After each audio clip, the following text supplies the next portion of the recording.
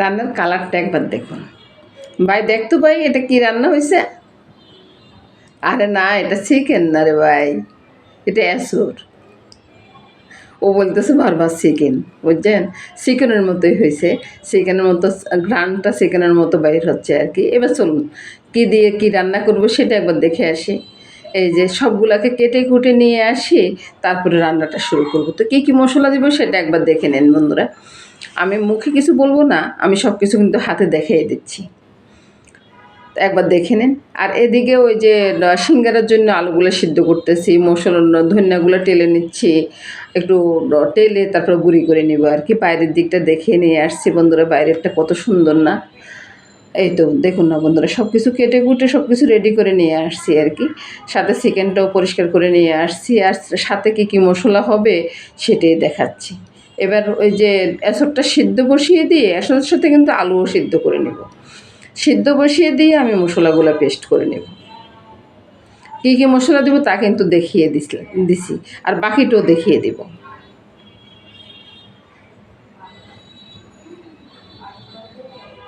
এখানে চিকেনটা মেখে নিচ্ছি, চিকেনের সাথে নুন, হলুদ, লঙ্কা, তারপরে রসুন পেস্ট তো আছে, সব কিছু দিয়ে একটু তেলও দেব।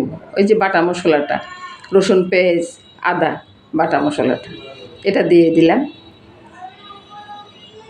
আর এই যে গুঁড়ি করলাম ওই গুঁড়া মশলাটা, এখানে এলাচি, ধনিয়া আর একটু কালো গোলমরিচ, 2টা লং একসাথে দিয়ে তেলে আমি গুঁড়ি করে নিয়েছি।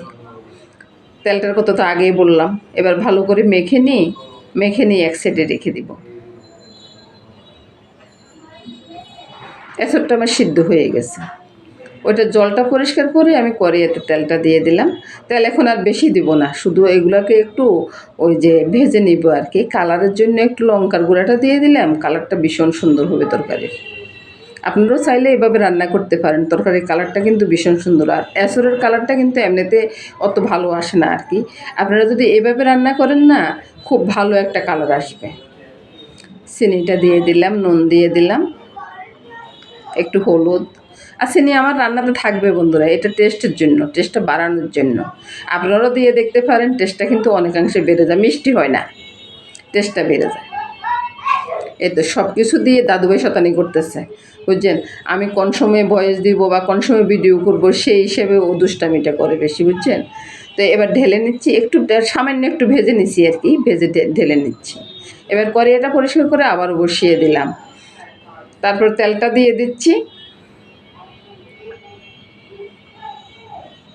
এসরের তরকারিতে তেলটা একটু বেশি লাগে বন্ধুরা, এসর খেতে হলে তেলটা একটু বেশি লাগবে। আর যদি আপনি সিদ্ধ করে ওইভাবে রান্না করেন না, তাহলে কিন্তু টেস্টটা আসবে না, বুঝছেন। এবার চিকেনটা ছেড়ে দেব।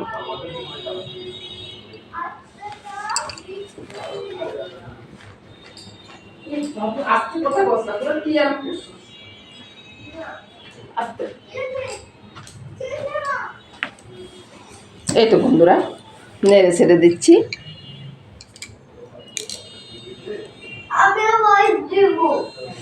আর দাদুভাইকে বলতেছি, বুঝছেন বন্ধুরা, দাদুভাই বয়স দেওয়ার জন্য খুব খুব আগ্রহী। হ্যাঁ বলো, কি বলবা? রান্নাটা কেমন হচ্ছে?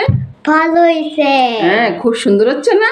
না, হ্যাঁ হ্যাঁ খুব সুন্দর একটা সেন্ট বেরোচ্ছে না? হ্যাঁ, মাংসের মতো না? হ্যাঁ হ্যাঁ। তারপরে এখন কি করব? একটু গরম জল দিয়ে দিব। কষানোটা তো হয়ে গেছে, একটু গরম জল দিয়ে দিব। হ্যাঁ দিয়ে দিব না।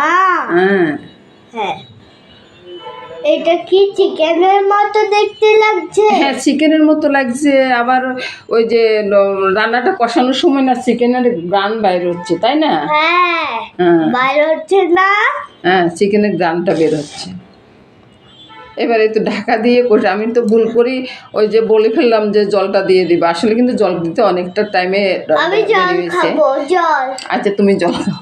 কথা বলতে বলতে কি তোমার গলা শুকিয়ে গেছে? হ্যাঁ, এই তো জলটা দিয়ে দেন, জলটা কিন্তু গরম জলে দিলাম।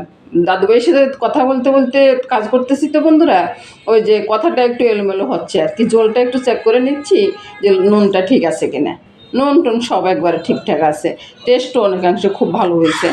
তো এই মশলার গুঁড়াটা দিয়ে দিলাম। মশলার গুঁড়াটা মানে হচ্ছে দারচিনি এলাচের গুঁড়াটা আর কি দিয়ে ঢাকা দিয়ে আমি চুলার আঁচটা কমিয়ে দিয়ে ওই সাইডে নিয়ে গেছি। এ সাইডে আমি পরোটাগুলো ভেজে নিচ্ছি। পরোটা ভাজা হলে সকালবেলা খেতে চলে আসবো। আজকে আজকে বন্ধুরা আমি ওই যে বড় ভিডিওটা আমি সকালের জলখাবার দিয়ে করতেছি আর কি। আপনারা দেখলে আপনাদেরও ভালো লাগবে। এভাবে এসবটা পাক করলে না ভীষণ মজা হয়। আপনারা চাইলে এভাবে একদিন পাক করে দেখতে পারেন, খুব মজা হয়। চিংড়ি মাছ দিয়ে অথবা ওই যে চিকেন দিয়ে, যেটা দিয়ে রান্না করেন না কেন, এটা দুইটার সাথে খুব ভালো যায়। তো এবার ঢেলে নিচ্ছি তরকারিটা। এবার দেখুন তো বন্ধুরা, তরকারিটা কত সুন্দর হয়েছে না? তুমি বলো না, কত সুন্দর হয়েছে না? হ্যাঁ খুব সুন্দর হয়েছে না? হ্যাঁ